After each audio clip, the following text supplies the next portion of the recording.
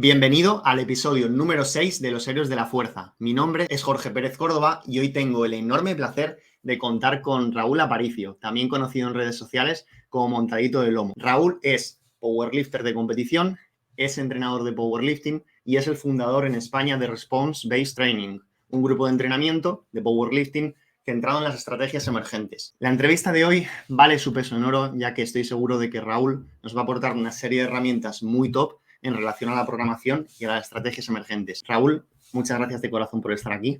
No, un placer. Es un placer para mí estar aquí. Bueno, me has pintado como súper... Me has pintado muy arriba, la verdad.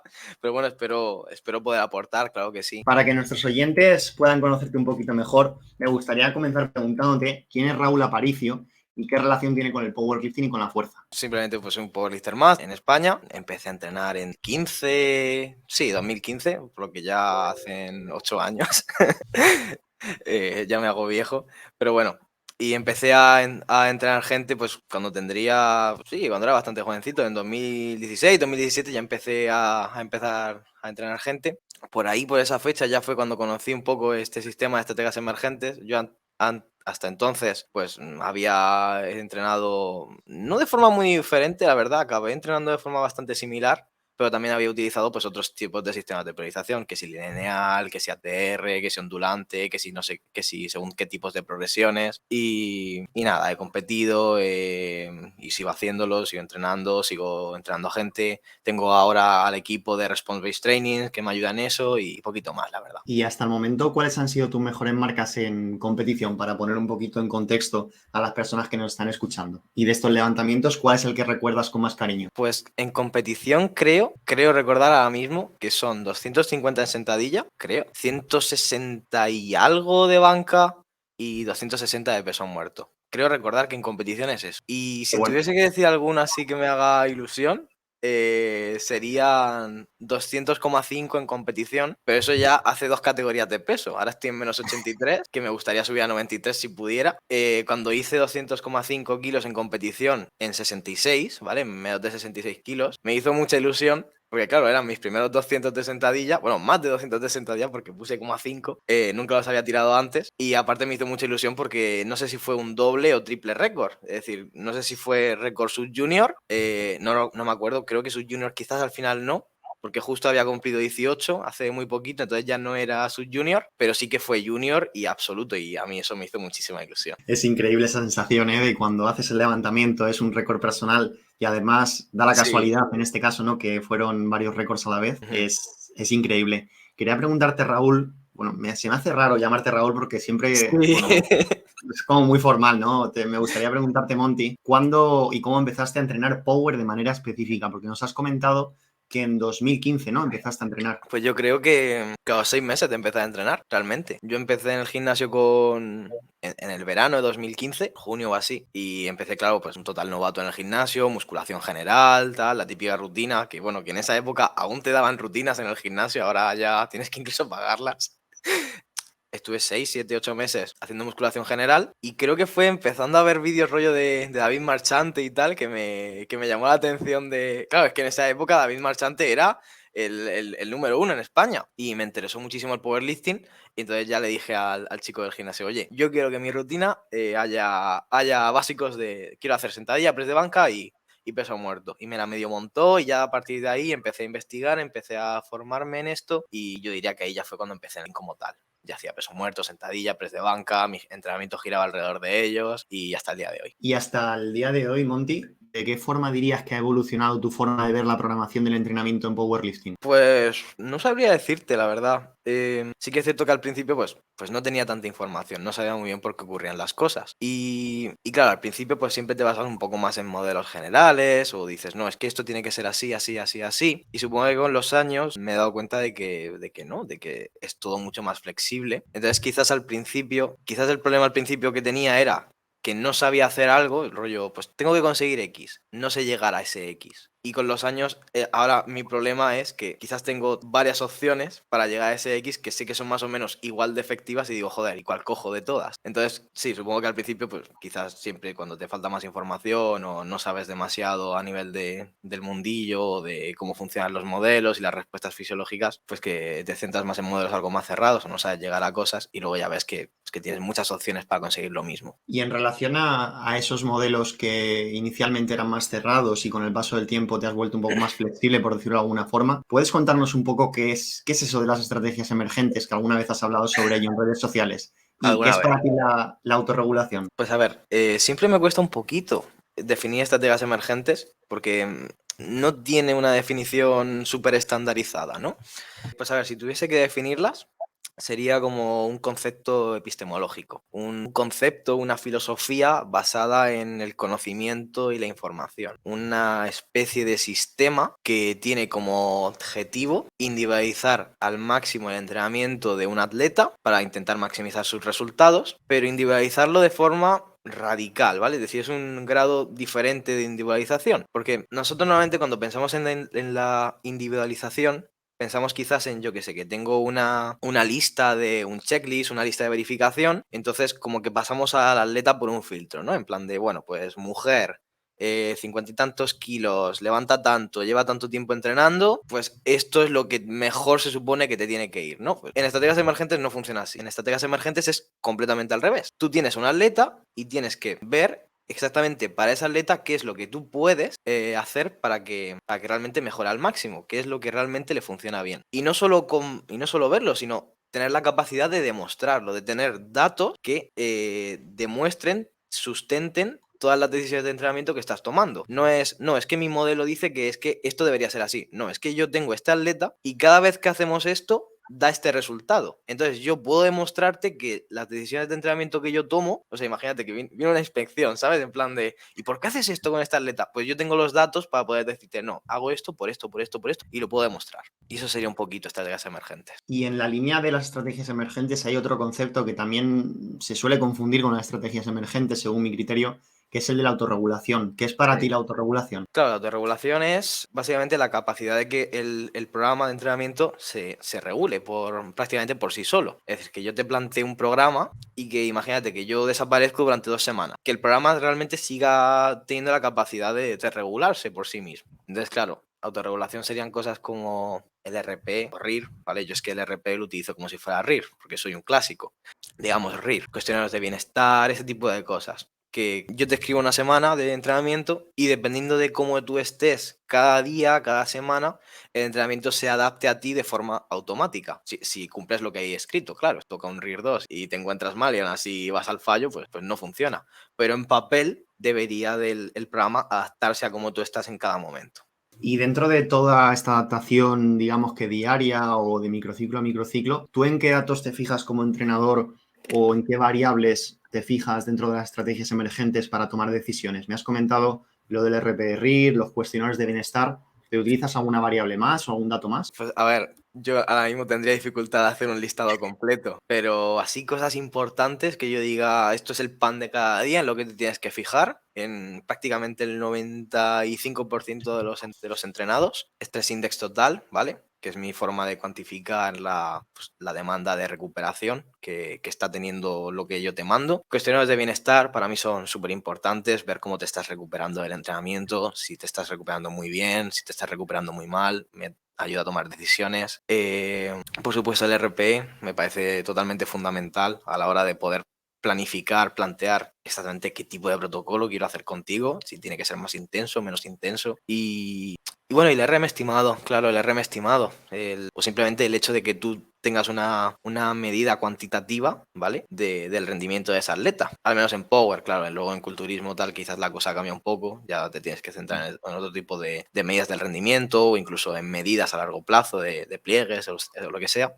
Pero en powerlifting es relativamente algo más sencillo. Mides el 1RM estimado, ves cómo va mejorando los levantamientos. Si van hacia arriba, genial. Si van hacia abajo, probablemente es que tienes que cambiar. Y dentro de todas estas variables has mencionado el Stress Index. ¿Nos podrías contar un poco, en base a tu experiencia, qué es esto del Stress Index? Porque es una variable que no es tan conocida dentro de la de la Sí. programación del entrenamiento y me parece bastante novedosa. ¿Nos podrías explicar qué es? Pues Stress Index, o traducido más bien como índice de estrés, básicamente eso es como una forma de intentar transformar una variable fisiológica en un valor cuantitativo, que al final es lo que intentamos hacer pues realmente con todo, ya sea lo intentábamos a nivel histórico, lo hemos intentado con el volumen, después del volumen surgió el tonelaje, es decir, siempre había herramientas que intentaban suplir las carencias de otras. Por ejemplo, pues al principio contábamos el número de levantamientos totales, rollo. Pues hemos hecho 50 sentadillas esta semana. Y decías, jope, claro, pero 50 sentadillas, ¿con qué peso? ¿Sabes? O sea, depende del peso cambia, ¿no? Entonces, claro, surgió el tonelaje. Pues vemos el número de levantamientos y el peso que hemos movido y nos da el tonelaje. Claro, pero el tonelaje, ¿qué esfuerzo tenían esas series? Venga, pues ahora vamos a contar series efectivas. Claro, pero las series efectivas eran series de RIR 4 a RIR 0. Claro, es lo mismo una serie efectiva de RIR 4 que RIR 0. Entonces ya surgió el Stress Index. Y ese Stress Index es totalmente diferente a todas estas herramientas anteriores, porque lo que hace es que coge cada una de las series que tú haces y les da un valor numérico de cuánta demanda de recuperación están generando. Entonces, claro, tú tienes todas las series que has hecho a lo largo de la semana y de cada una de esas series te da un valor numérico, pues 0,6, 0,8, 1, 1,3, lo que sean, tantos puntos como sean. Luego de todos esos puntos individuales haces un sumatorio y puedes sacar la demanda de recuperación real, la carga interna que estás aplicando en esa atleta esa semana. Y eso es algo extremadamente útil y extremadamente necesario vamos, bajo mi punto de vista. Creo recordar además, Monty, que en tu canal de YouTube tienes 2 vídeos, si no me falla la memoria, donde explicas cómo se calculan estas puntuaciones o esta variable, ¿no? Sí, tengo uno más básico en el cual explico lo que es, cómo surge, por qué usarlo y explico cómo usarlo. Y luego tengo otro que es un vídeo ya de 1 hora entero en el cual hablo de matices, de cómo puede... que es un vídeo realmente en el que explico de dónde viene la fatiga realmente cuando hablamos de powerlifting o deportes de fuerza. A nivel fisiológico, cuáles son los mecanismos que generan esa fatiga, ¿vale? Porque siempre decimos, bueno, pues hay fatiga, claro, pero ¿de dónde viene? ¿Qué procesos fisiológicos están generando esa fatiga? Y si tú sabes cuáles son esos procesos fisiológicos, probablemente puedes gestionarla mejor o puedes adaptar el entrenamiento según qué cosas. Es algo que un entrenador debería de saber simplemente. Que te lo Qué enseñan en la bueno. carrera, por supuesto, pero os tengo ahí un vídeo gratuito para que lo vea quien quiera. Vale, pues pondremos en la descripción de este episodio esos 2 vídeos para que los oyentes los puedan ver si aún no los han visualizado. En relación al índice de estrés, me gustaría preguntarte también, como punto de partida, ¿qué le recomendarías a quien nos está escuchando, ya sea principiante, intermedio o avanzado, respecto a qué nivel de Stress Index ideal podría programar semanalmente pues eso, por el patrón de movimiento de squat, de empujes, tracciones y bisagras de cadera? Pues como un punto de partida general, ¿vale? Porque pues, cada persona tiene un nivel de tolerancia totalmente diferente al estrés de entrenamiento, que no, estrés de entrenamiento es simplemente una forma de decir a la cantidad de trabajo que estamos haciendo.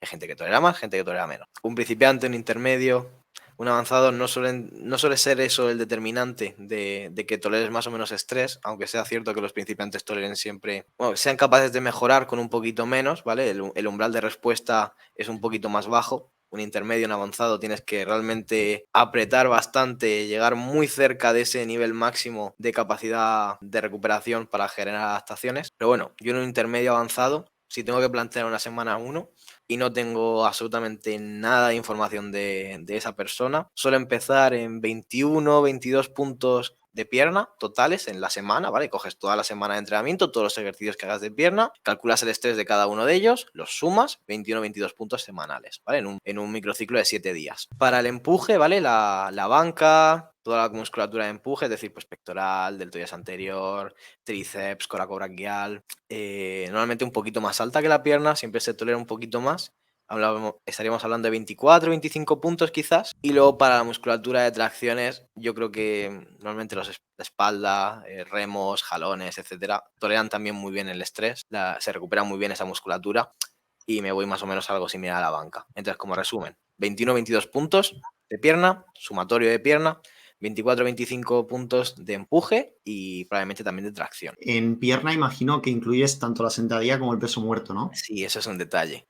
Para Vale, mí, toda la pierna es sentadilla, peso muerto, sentadillas búlgaras, prensa, hack squat, variantes de sentadilla, variantes de peso muerto, todo eso. qué bueno. En relación, Monty, a lo que hemos estado comentando sobre estrategias emergentes, ¿tú crees que es compatible un enfoque basado en las estrategias emergentes con uno más, entre comillas, tradicional en la línea de la programación por bloques predeterminados? Pues sí, no, dependería un poquito. Tendrías que definirme exactamente qué es un enfoque de periodización por bloques más tradicional. Pues por definirlo un poquito más allá, cuando hablamos de la periodización que se diferencia de la programación en cuanto a que programar es de lo que hemos estado hablando y periodizar es a lo que vamos ahora, con esto a lo que me refiero es que una periodización clásica tradicional es la de, pues quedan, yo qué sé, 16 semanas para la competición y vamos a hacer 4 semanas esto, o sea, 4 semanas el bloque 1 con estos contenidos o esta programación del entrenamiento, otras 4 esto, tal, es lo que se ha hecho de toda la vida, ¿no? Sí. ¿Tú crees que las estrategias emergentes es compatible con ese enfoque tan rígido, tan predeterminado o tan lineal, por decirlo de alguna manera? Pues esto va a ser una respuesta un poquito larga porque tiene matices, pero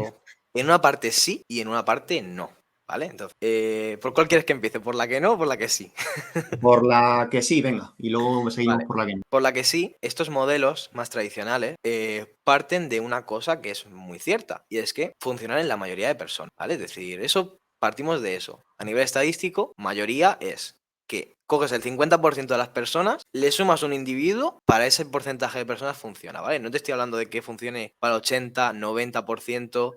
No se puede determinar exactamente el porcentaje. No podemos hacer una inferencia estadística y exactamente determinar, o al menos yo, si se puede, probablemente si se pueda, no me conozco el valor, ¿vale? Pero por lo menos en el 51% de las personas funciona. Si tú haces una campana de Gauss, la mayoría de personas responden, ¿vale? A estos planteamientos más generales, más de modelo. Entonces, eso de por sí es algo que tiene valor. Y una cosa que hacen muy bien, ¿vale? Estos modelos, sobre todo de periodización más contemporánea, bloques, Vladimir Isurin, con el modelo ATR, etcétera, es que solucionan muchos de los problemas que tenían los modelos anteriores, que esos modelos anteriores sí que me parece que están totalmente obsoletos, ¿vale? Por ejemplo, plantear una periodización anual de Matveyev, ¿vale? Por ejemplo, hacer 4 meses adelantados escritos de un periodo preparatorio, luego un periodo de transición y luego un periodo competitivo a lo largo de 12 meses de entrenamiento y ya dejarlos escritos previamente.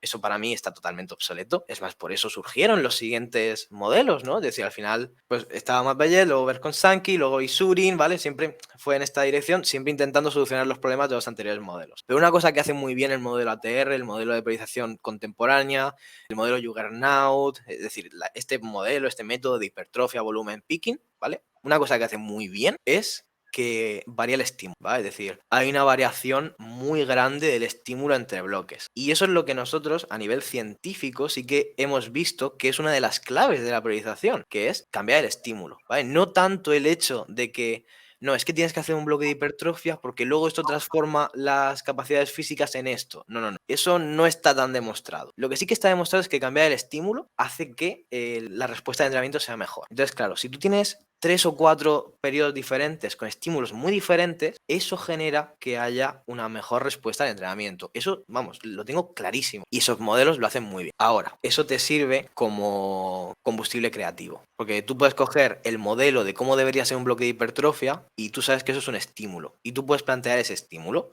Y luego quizás puedes plantear un estímulo diferente, que puede ser el del bloque de picking, el del bloque de volumen o fuerza, como lo quieras llamar, o un bloque de variantes o lo que sea. Son estímulos. Y eso te sirve para tener ideas para luego plantear tú tus bloques en estrategias emergentes. Ahora, donde no creo que sean compatibles es en el sentido de que tú tengas un modelo, un método, un sistema, lo que quieras, como quieras llamarlo, que te diga, no, es que tú tienes que hacer el bloque de hipertrofia. Y el bloque de hipertrofia tiene que durar tantas semanas. Y después de este bloque tiene que venir el bloque de volumen. Tiene que durar tantas semanas. Si mides tanto, si pesas tanto, si levantas tanto, dura tantas semanas. Y luego, por último, tienes que hacer el bloque de picking antes de competir. Y el bloque de picking tiene que tener estos ejercicios. Y tiene que tener esta estructura. Y tiene que tener estos rangos de intensidad. Eso es totalmente incompatible con estrategias emergentes. Porque estás haciendo todo lo contrario a lo que es estrategias emergentes. Estás cogiendo un modelo concreto, y estás pasando a todos los atletas a través de ese filtro diciendo, bueno, pues esto se supone que es lo que tiene que funcionar bien para todo el mundo. La evidencia científica nos dice que no,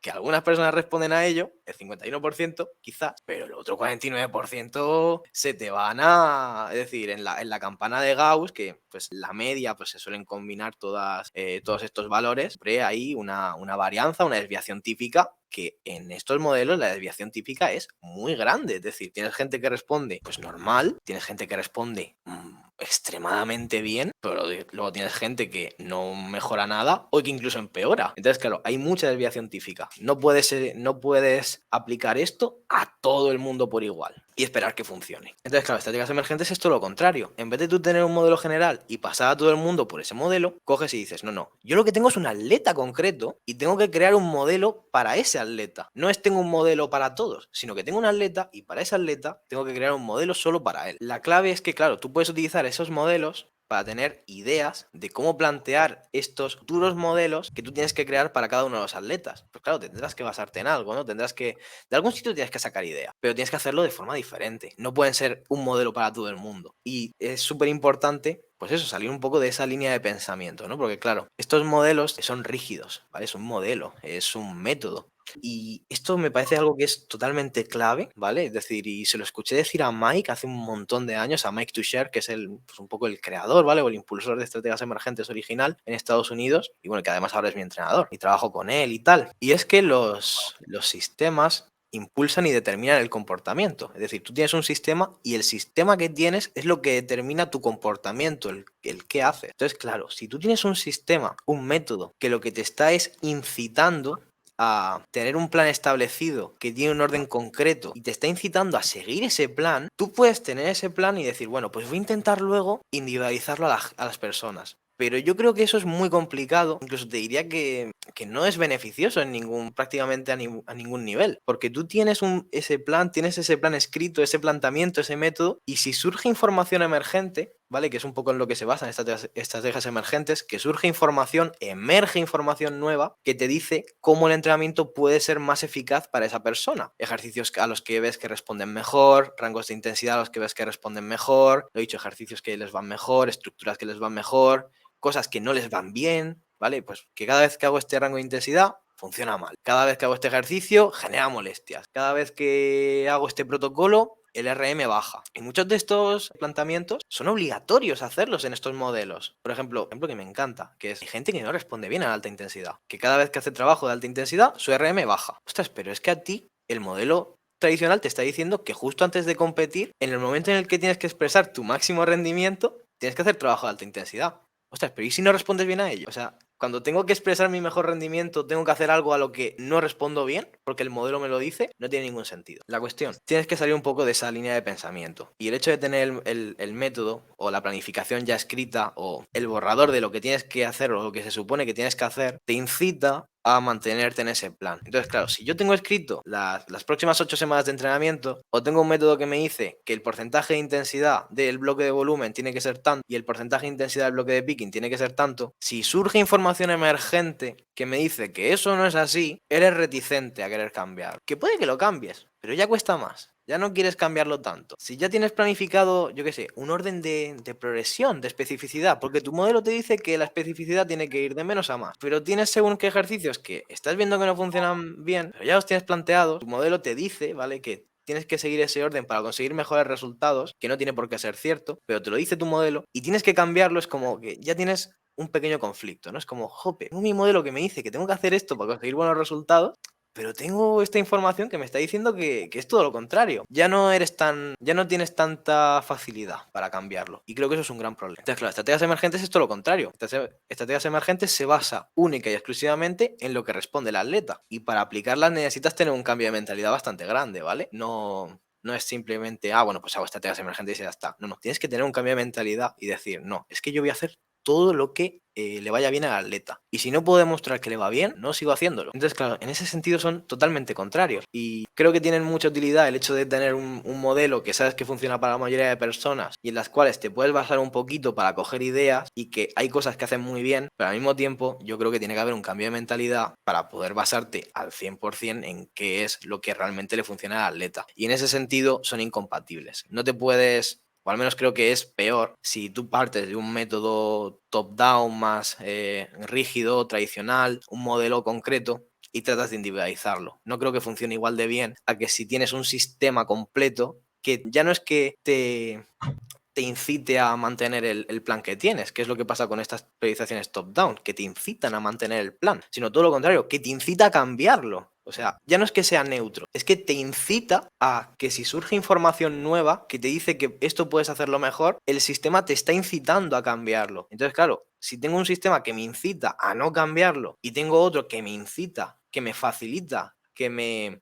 promueve cambiarlo, pues yo prefiero coger el que promueve cambiarlo. Entonces, de esta manera estarías superando lo que John Kelly, si mal no recuerdo, define como dependencia del camino, ¿verdad? Sí, Que era esa dependencia, o mejor dicho, esa tendencia, como también lo diría Mike, a seguir el sistema, el modelo, porque es lo que toca, ¿no? sí, exactamente. John Kelly es además un gran referente en este cambio de mentalidad respecto a la priorización y sí, totalmente. Al final, si tú tienes un camino escrito, pues dependes del camino, que no significa que vayas a ciegas, ¿eh? Tú tienes que tener más o menos una idea a dónde quieres llegar. Claro, un camino, imagínate, pues yo quiero escalar una montaña, pues no vas a ir venga, a la aventura. Tampoco es eso, pero que no tengas pero si, yo qué sé, si tienes la capacidad de alguna manera, que obviamente pues es una analogía, no es exactamente igual que con el entrenamiento, pero si tienes la capacidad de poder ir generándolo conforme avanzas, imagínate, yo qué sé, quieres escalar una montaña, ¿no? Podrías tener un camino rígido en plan de, tengo que seguir este camino. Bueno, ¿y si ese camino está cerrado? ¿Y si ese día ha cerrado o ha habido un derrumbamiento ya? ¿Ahora qué haces? Pues está guay que tengas quizás alguna idea general de, oye, ¿cuál es la mejor manera de escalar una montaña? ¿No? Pues, ¿cuál es la mejor manera? ¿Qué es lo que suele funcionar mejor, ¿no? Para la mayoría de personas que quieren escalar esta montaña concreta. Pero luego tú que cojas, que vayas y digas, vale, estoy yendo por aquí y por ahora vamos bien. Luego, no, este camino está claramente en mal estado, vamos a coger un desvío, ¿vale?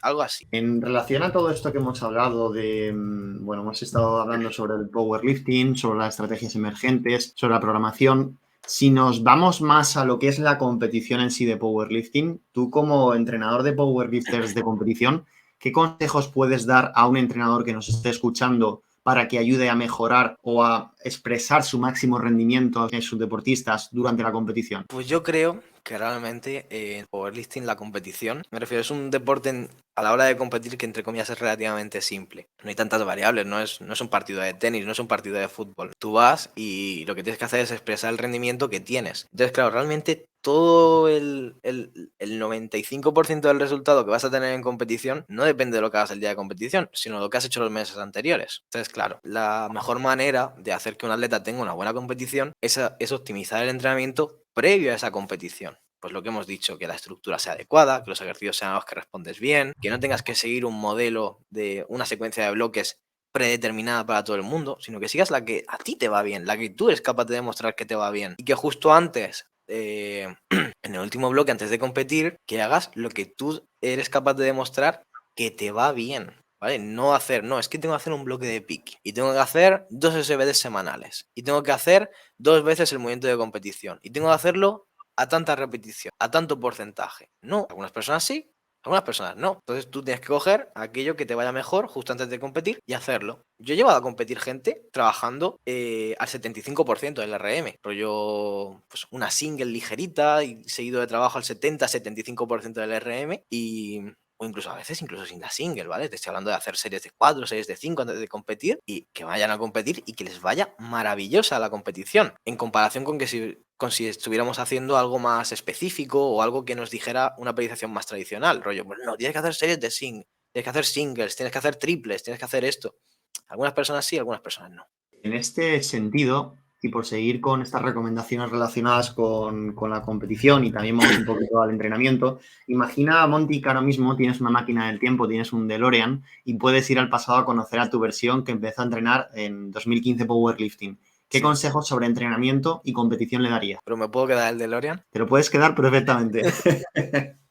Vale, pues lo que acabo de decir realmente. Que no, yo creo que uno de los errores que más frecuentemente he cometido en mi entrenamiento, en mi propio entrenamiento, ¿vale? En mis atletas siempre he intentado ser un poco más flexible. No me ha costado tanto hacer ese cambio de mentalidad, pero en mi propio entrenamiento sí que me ha costado más. Y es ver algo que se supone que los modelos tradicionales te dicen que tiene que ser, estar viendo tú que en tu caso no es así y seguir intentándolo, y seguir intentándolo, y seguir intentándolo. Yo a nivel histórico he respondido siempre bastante mal a la alta intensidad. Entonces, ¿yo qué hacía? Pues antes de competir, alta intensidad. ¿Y qué? Me iba fatal. Mi RM iba subiendo, iba subiendo, iba subiendo, y de repente era cambiar el protocolo a alta intensidad y mi RM empezaba a bajar. Entonces, me tuve que equivocar una vez, tuve que equivocarme 2 veces, 3 veces, 4 veces, 5 veces, hasta que al final dije, escúchame, cada vez que haces esto, este resultado, para hacerlo, no sigas, ¿no ves que no? Entonces, claro, es que el modelo te dice que tienes que hacer eso. Entonces, es como que tienes que ir en contra de todo el mundo, sobre todo antes que hace 5 años las estrategias emergentes no estaban tan generalizadas. Antes era como que ibas en contra de todo el mundo, en plan de, pero ¿cómo vas a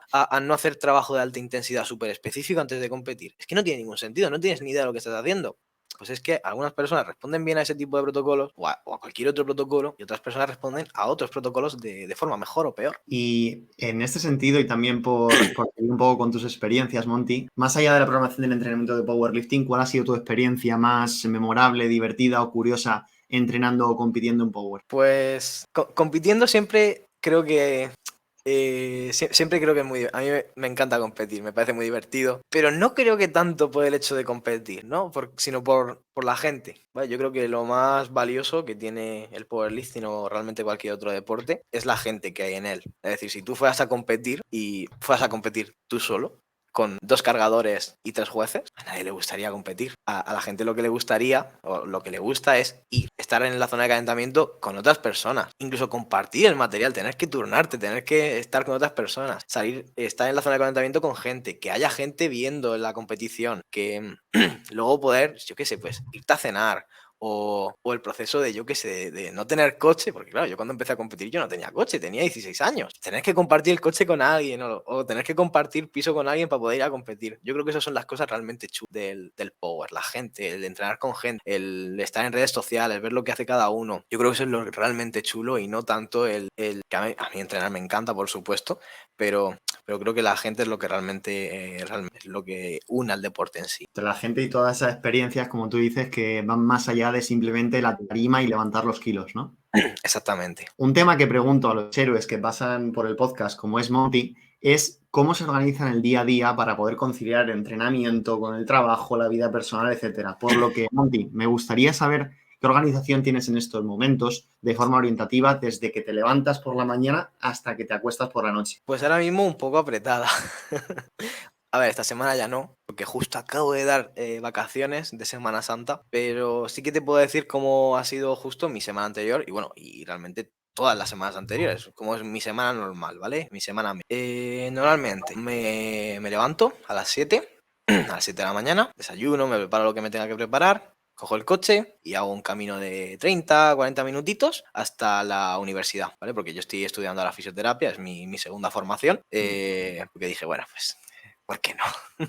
Pues bueno, más o menos me levanto a las 7, llego a la universidad a las 9 y suelo tener clase de 9 a 1 o de 9 a 2, ¿vale? Entre medias me dejan 15-20 minutitos para almorzar, entonces aprovecho para intentar comer muchísimo, ¿vale? Todo lo que pueda, porque nada más salir a las 2 de clase me voy a entrenar. Tengo un periodo de hora y media, 2 horas para entrenar. Entreno, o en mi casa o en un gimnasio que haya cerca de la universidad, que a veces voy, cojo el coche y voy, y a las 4 vuelvo a entrar a clase, porque tengo clase por la mañana y por la tarde. Entonces, a las 4 vuelvo a entrar a clase y suelo tener clase de 4 a 7, 4 a 8. A las 7, 8 salgo de clase, cojo el coche, voy a casa, más o menos a las 8, 8 y media estoy por casa y lo que tenga que hacer un poco que me haya quedado ese día lo hago. Si tengo que ver algún tipo de cosa de mis atletas, o si se me ha olvidado, o si se me ha quedado algo sin hacer del entreno, o si tengo que estudiar, o si tengo que preparar cualquier cosa, pues lo hago en ese tiempo, entre las 8 y media y las 11, y a las 11 intento estar en la cama para pues, poder repetir al día siguiente pues, todo este proceso durmiendo 7-8 horas como mínimo.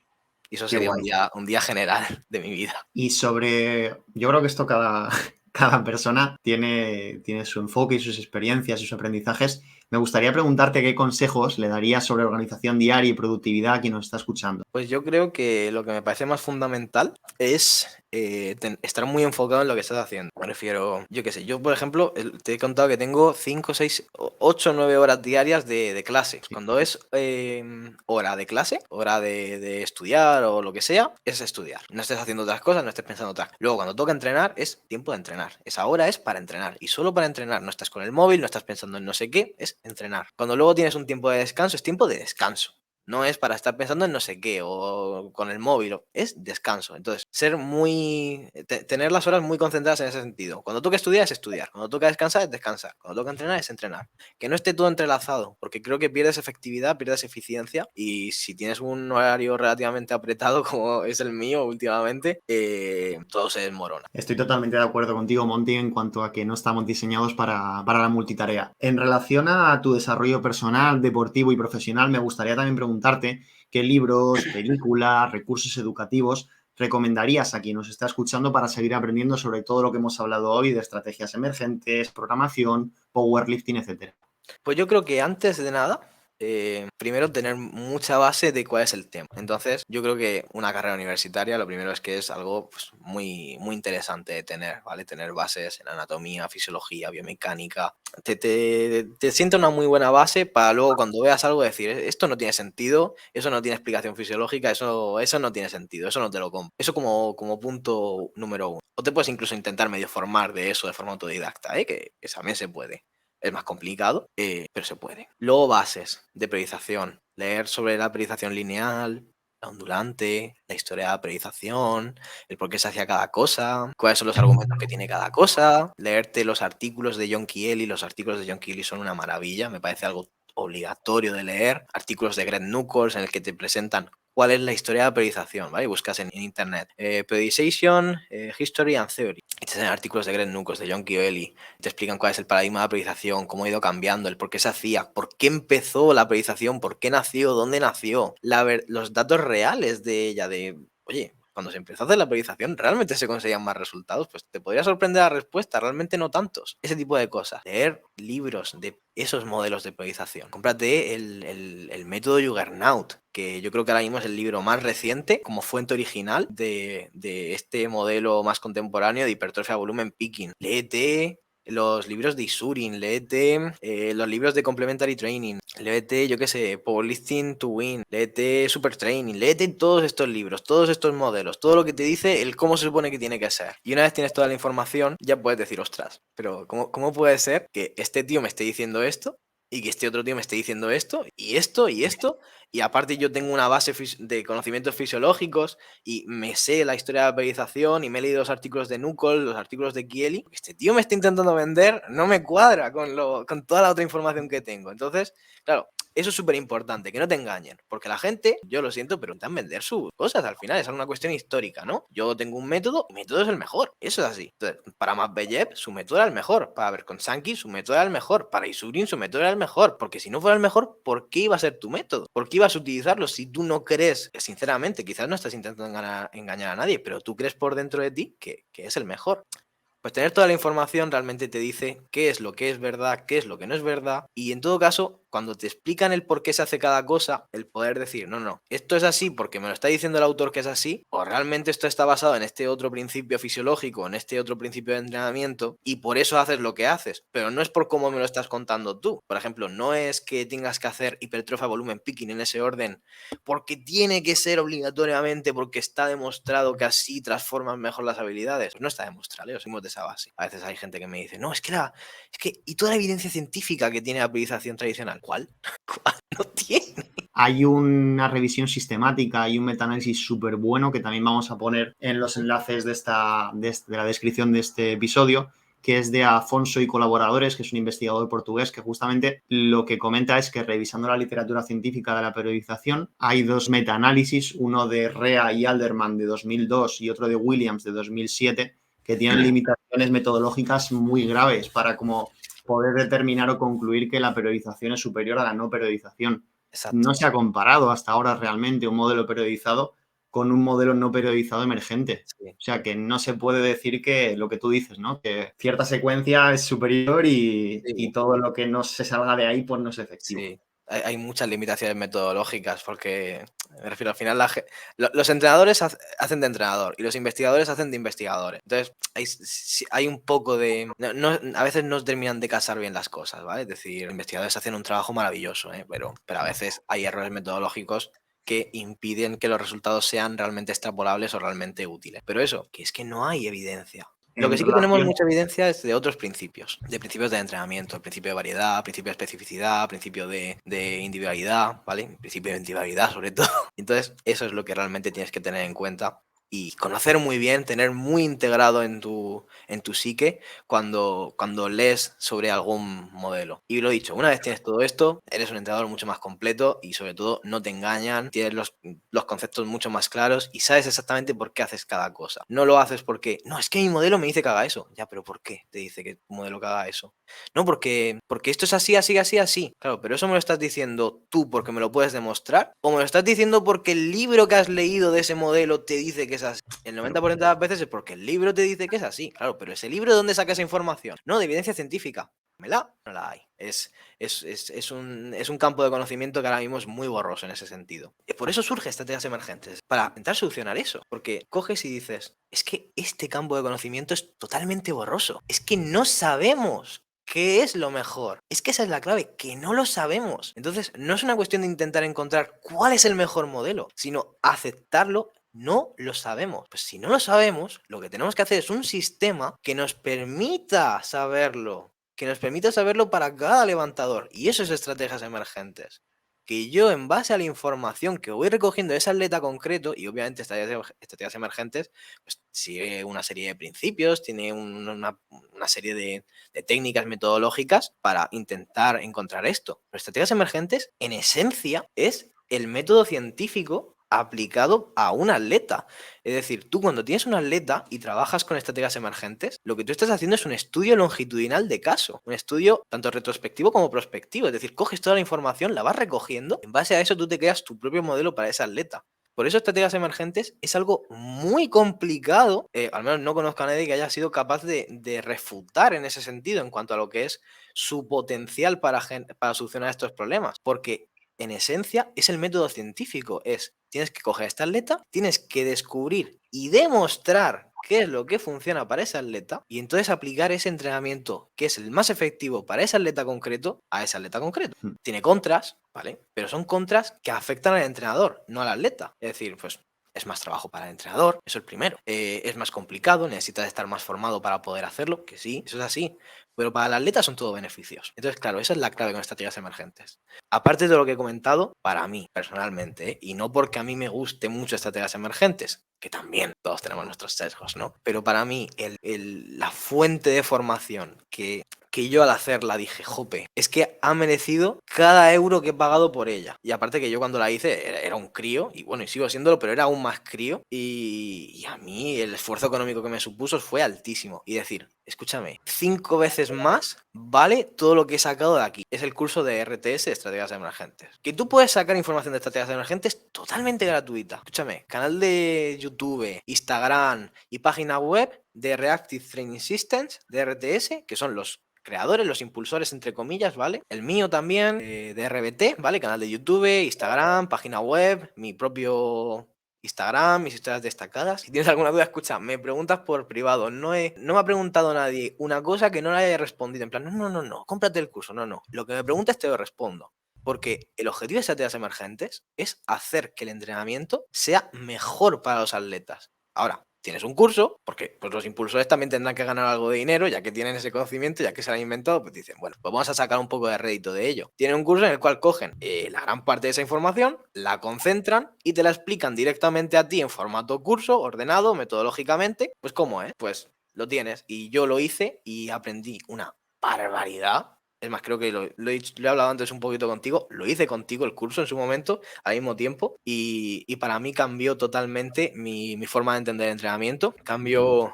Recibí muchísimas herramientas de él, o sea, te dan muchísimas herramientas, muchísima información práctica. Es que para mí fue una auténtica locura la de cosas que me enseñaron en este curso. Entonces, una vez tienes toda esa base previa, hacer el curso de RTS, Estrategias Emergentes, me parece que es algo obligatorio. Y ya para terminar, Monty, ¿cómo resumirías en una frase el mensaje clave o super mensaje que quieres que quien nos está escuchando se lleve a casa y que aplique desde ya mismo? Que seas flexible con la forma de plantear las cosas. En entrenamiento y realmente en todo, pero ahora que estamos hablando de entrenamiento, pues en eso, que no te centres en plan de no, es que esto es la forma de hacer las cosas. Puede ser que sí, hay veces, hay situaciones en las cuales hay una única o muy poquitas formas de conseguir algo.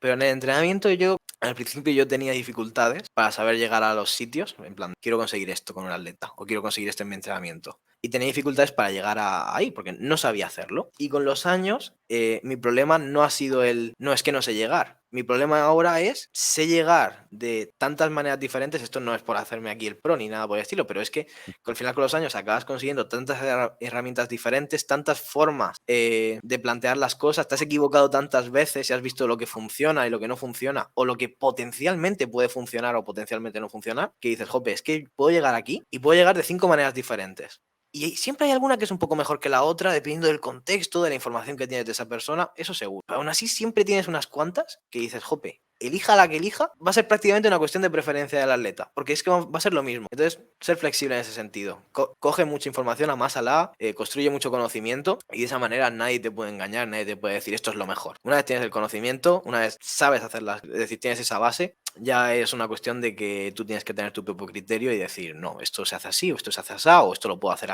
así en esta situación concreta. Entonces eso, ser muy flexible. Muchísimas gracias de corazón, Raúl. Me ha encantado. Creo que hemos aprendido muchísimo escuchándote y estoy seguro de que, bueno, lo que hemos dicho al principio, que esta entrevista vale su peso en oro. Bueno, realmente nada de lo que yo he dicho es algo que tú no podías decir tan bien, pero bueno, me alegro de haber podido estar aquí y de haber podido dar mi granito de arena.